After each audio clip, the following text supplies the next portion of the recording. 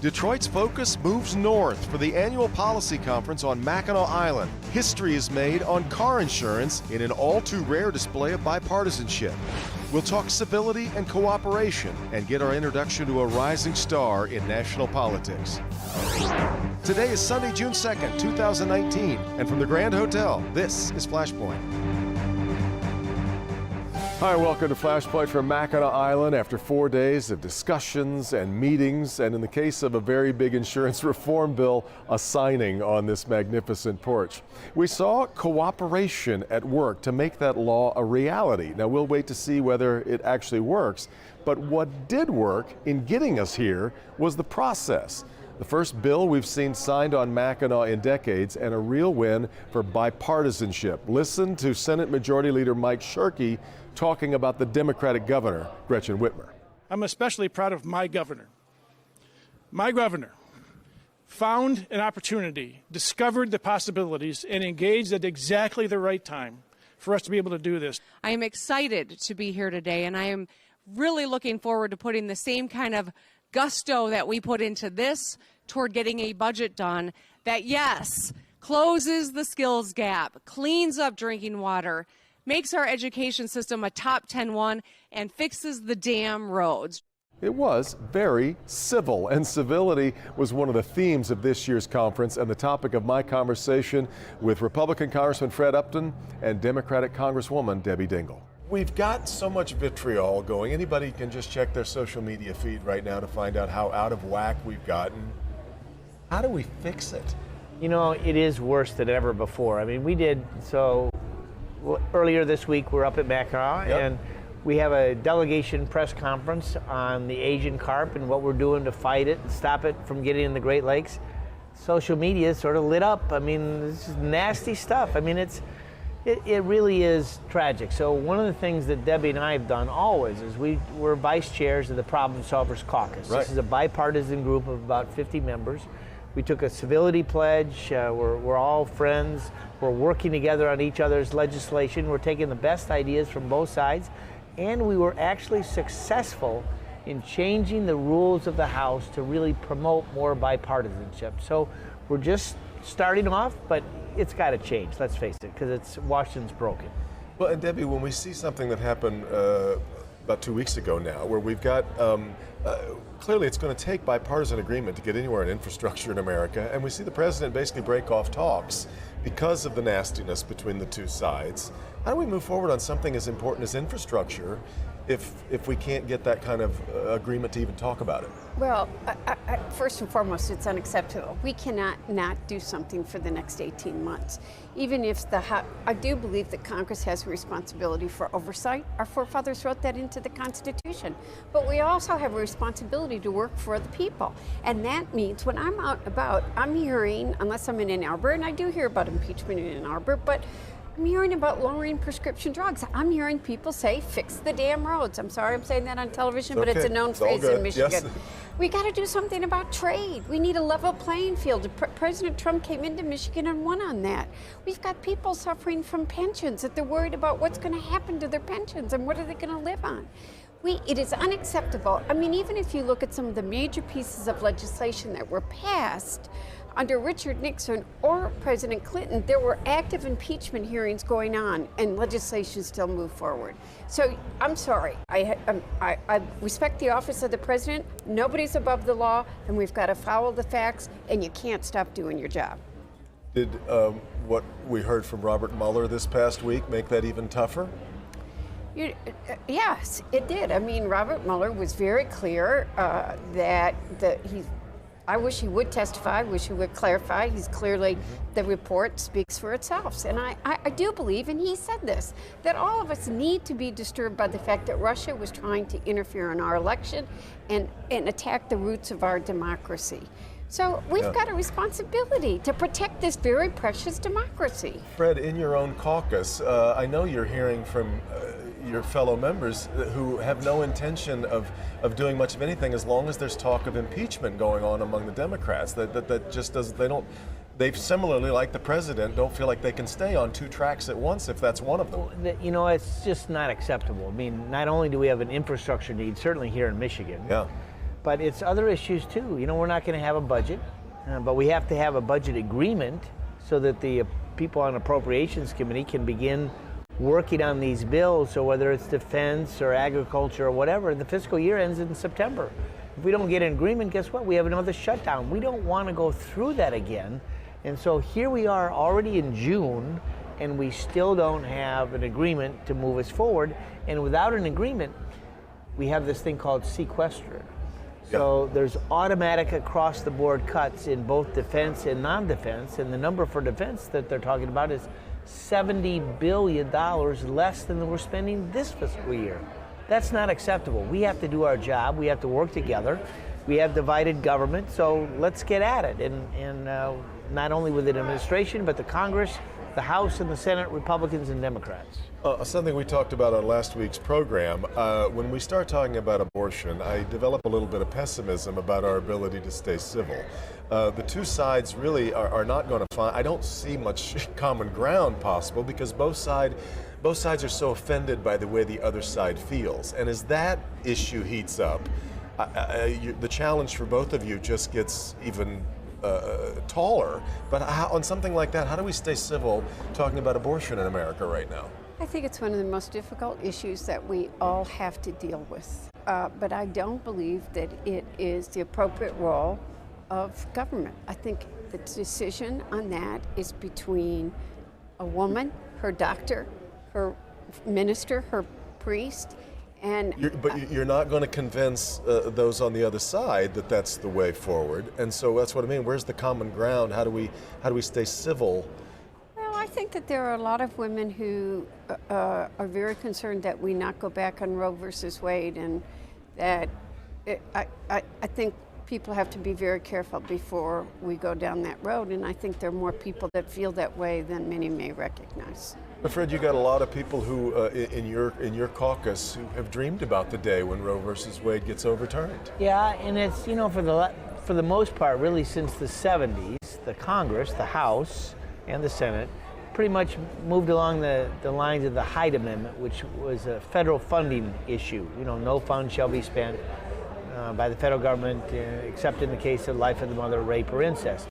What's happened recently is the states individually are passing more restrictive laws, let's face it, some very restrictive, that even President Trump has said is too far, trying to trigger a Supreme Court review that would then really change things dramatically. But for the most part, the Congress has been out of that loop with the exception of the federal funding issue, and it's really the individual states, Alabama and other states, that have moved forward on this, that have left us out of the picture.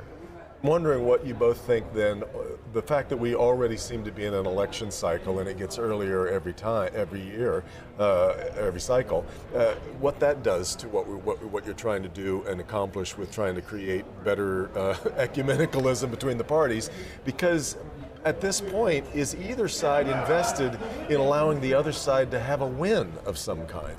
But I would argue that we have to both sides need to do something about lowering prescription drugs. You saw in the last election that health care became a major issue for Republicans. People are worried about pre-existing conditions. Yeah. People don't care. We don't have, I've said this before, I'll say it again, we don't have Republican or Democratic potholes. People are drinking water in cities that they want to make sure is safe. We need our broken infrastructure. And if we have not done something on these issues as a Congress and as a president, people are going to say a pox in all your houses. I said that I thought that Donald Trump could be elected president because they were tired of partisan bickering and they wanted to shake things up. Well, he's shaking things up, but if he doesn't deliver, he is going to be in very serious problem. And I think that all of us have got a responsibility to deliver on the issues. We can't wait 18 months to the next election and decide things then. We've got to do our job. I mean, not only do we have infrastructure needs, we got a pretty big trade deal too. And the longer it lapses and gets then more political, the debates that start, frankly, in June, and all of a sudden you're going to have different presidential candidates going here or there and pulling people left or right, left. It makes it more difficult, which is why we have to keep our nose to the grindstone. But I would say to you that the voters need to say their elected representatives work for us, do your job. Yeah. And that if voters are smart, they're going to hold those that they elect accountable for delivering for them.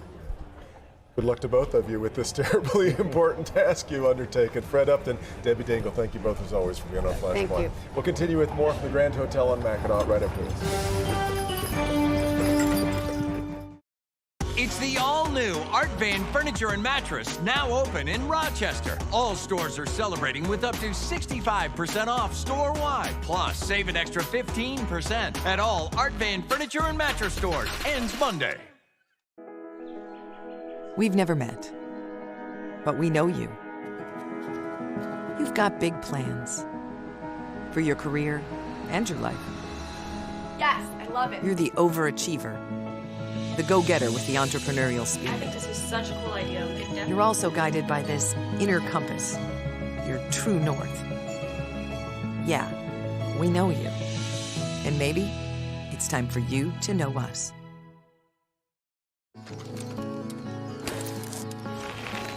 When leading-edge medical care is what you need, will you be able to find it? Right there.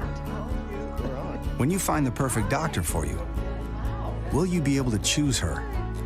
Can one company give you the expertise, the technology, the choices, the peace of mind that your coverage is going to work the way you want it? Count on it. Blue Cross Blue Shield of Michigan. Confidence comes with every card. Find your fab for less at Art Van Furniture and Mattress. All outdoor furniture up to 60% off. Market umbrellas, fire pits, and more. 5-piece seating sets only $8.99 and dining sets just $8.99 at Art Van Furniture and Mattress.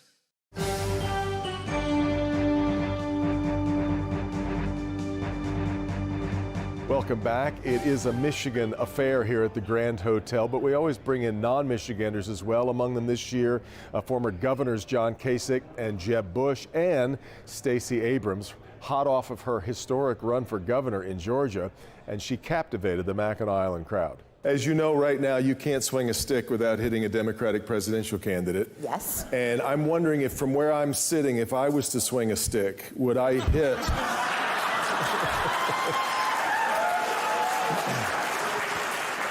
Would I hit a Democratic presidential candidate? Is the stick falling out of your hand? I think I would maintain control of the stick. I appreciate the fact that you are the voice of Michigan.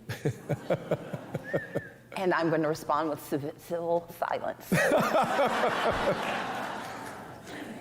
Which is not a no.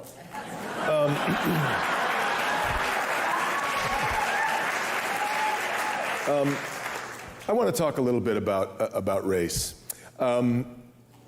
It's interesting, 15 years ago in this room, Emery King and I hosted the first conversation that was ever held at the Mackinac Policy Conference on race. We've been thinking about that lately because it was we kind of hit its anniversary. But I also think back to, I grew up for a while in Atlanta when I was a child, and I was living there when they unveiled the sculpture on Stone Mountain outside Atlanta of Robert E. Lee, Jefferson Davis, and Stonewall Jackson. And it was such a celebrated moment in 1972. While you were running, you talked about getting rid of that carving. We have seen a lot of statues come down and a different take on that history. And on that front, I think, gosh, we've come a long way in that span of time. But just 2 weeks ago, they aired All in the Family and the Jeffersons, the exact same scripts from the 70s, and it all felt very, very current. So I guess my question to you is, how far do you feel like we've come? I think that there are two ways to think about this. One is that we have made progress in our laws. We have made progress in access and in opportunity, but we can't take progress to mean that we have actually achieved our goals.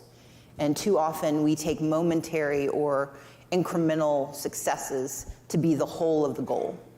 The whole of the goal is full access. The whole of the goal is full engagement and full opportunity, and we certainly do not have that.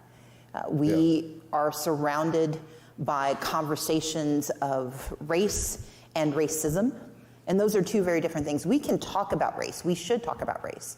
We should talk about gender and sexual orientation and physical and intellectual ability, in part because those are determinants for the barriers that you face and your ability to fully engage in opportunity. But the ability to acknowledge those and say we should remove barriers is not the same as those being used against you to deny you access and deny you opportunity. And I think the extent to which we have started to conflate them in order to avoid the negative side continues to confound our ability to be a successful nation. We've done better than before, and certainly I prefer my moment in time to my parents' moment in time.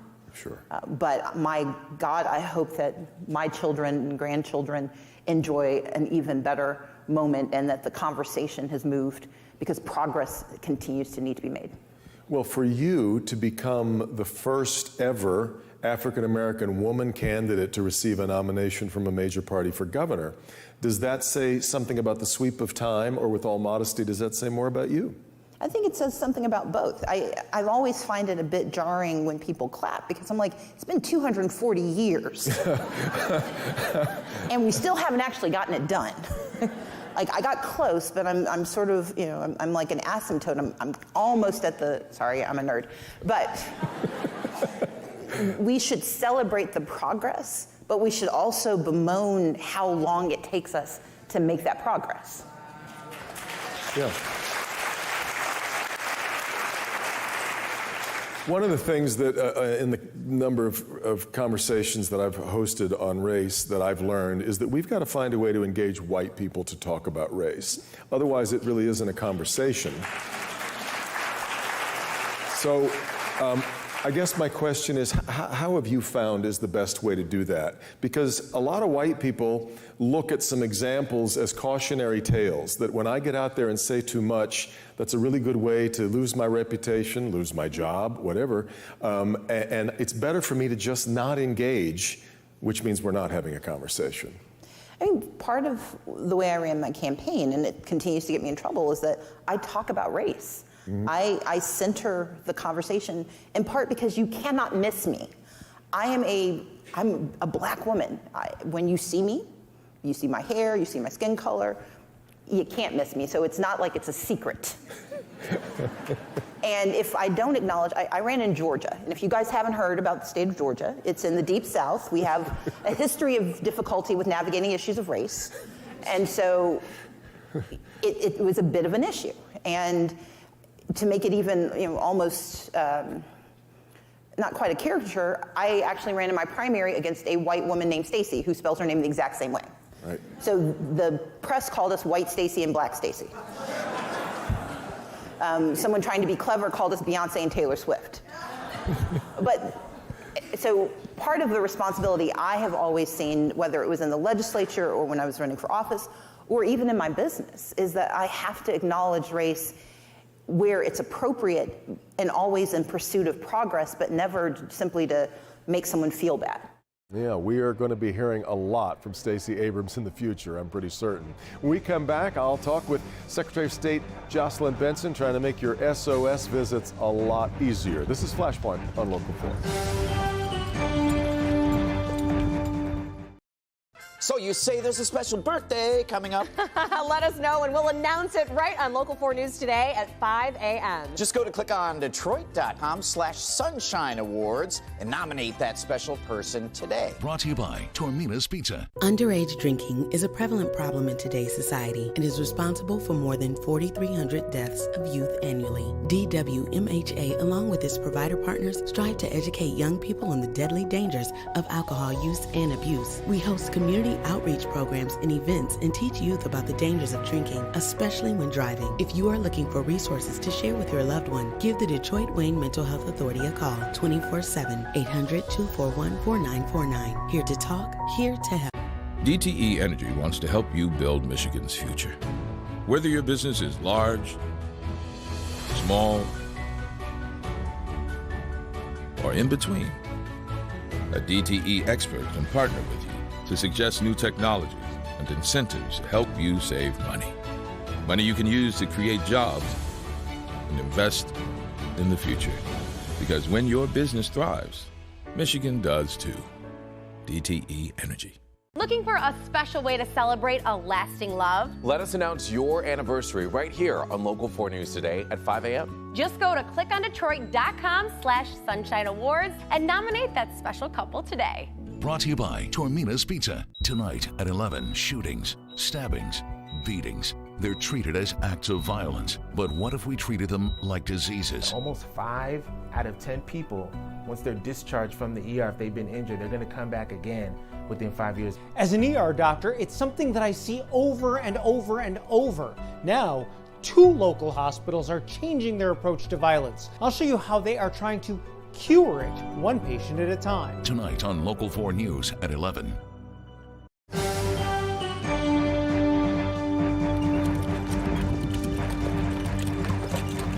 All right, great chance now to sit down with another one of the big newsmakers of the past couple of days on Mackinac Island, the Secretary of State, Jocelyn Benson. Thanks very much for the time. Thanks for having me.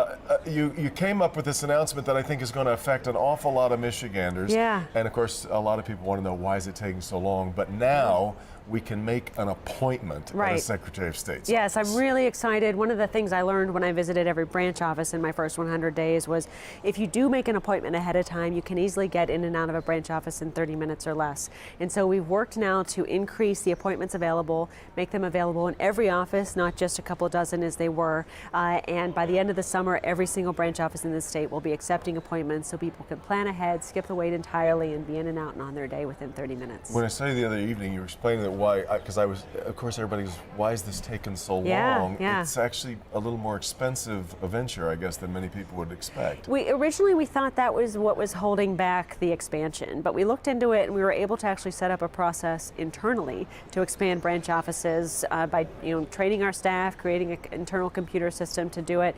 And so I'm really glad it's budget neutral to be expanding our branch offices. We've been able to afford it within our current budget and increase improved services for our citizens. And I'm excited because this means that from now on, once the appointment system is in place, no citizen will have to show up and wait in line to use the Secretary of State's office. Which it would be music to a lot of people's ears. When you of course were running for the office, you talked in very aggressive terms about how quickly you were going to change things. Yeah. And then when you got in office, you realized it was a little bit more of an elephant to move than maybe you at first realized. Mm-hmm. So talk to me a little bit about the difference of what you thought versus what you've come to understand is the reality of this business. Well, I think it's easy to make quick fix solutions so that say, I've done this, I've met this goal, but what I really wanted to do was implement long-term solutions that would stand the test of time.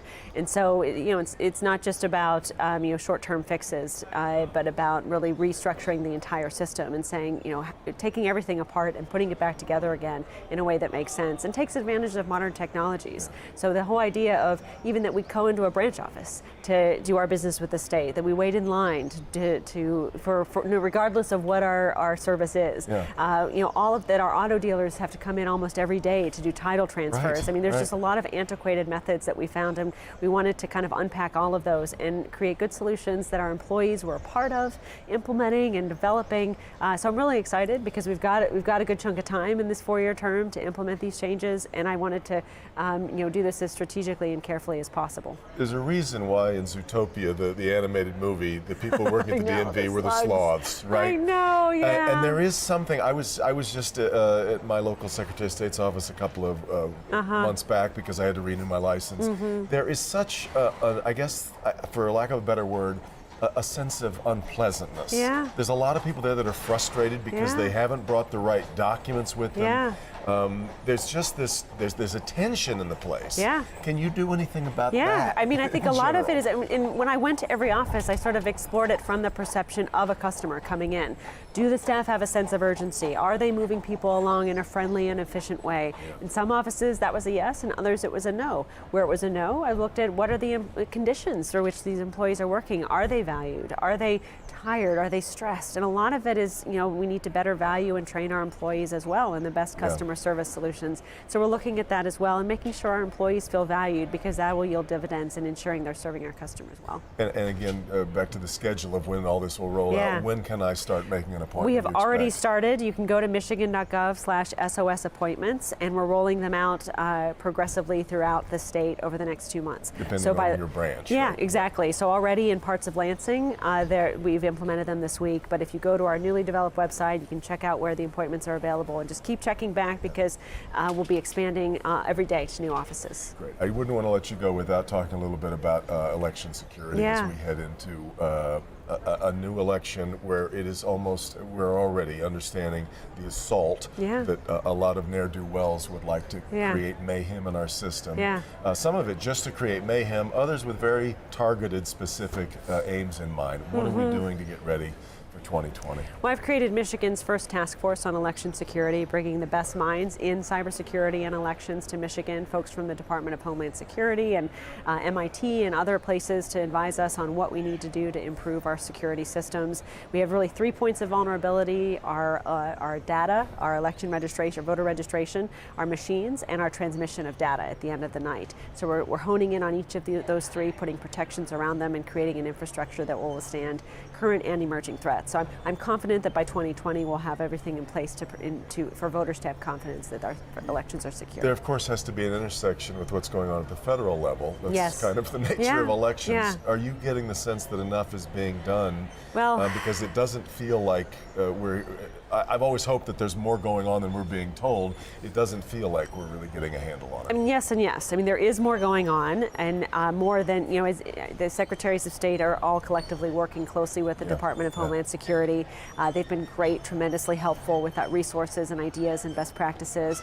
But we do also need more federal funding. I was just testifying before Congress a few weeks ago, calling for that, because that's, states cannot meet these security requirements on their own. Fascinating. Always good to talk to you. You too. Let's hope this rollout is I'm optimistic. We're going to be too. Thanks very much for the time. David. You know, we conducted so many interviews on the island over this past week, and they're all available for you at clickondetroit.com. Thanks so much for being here.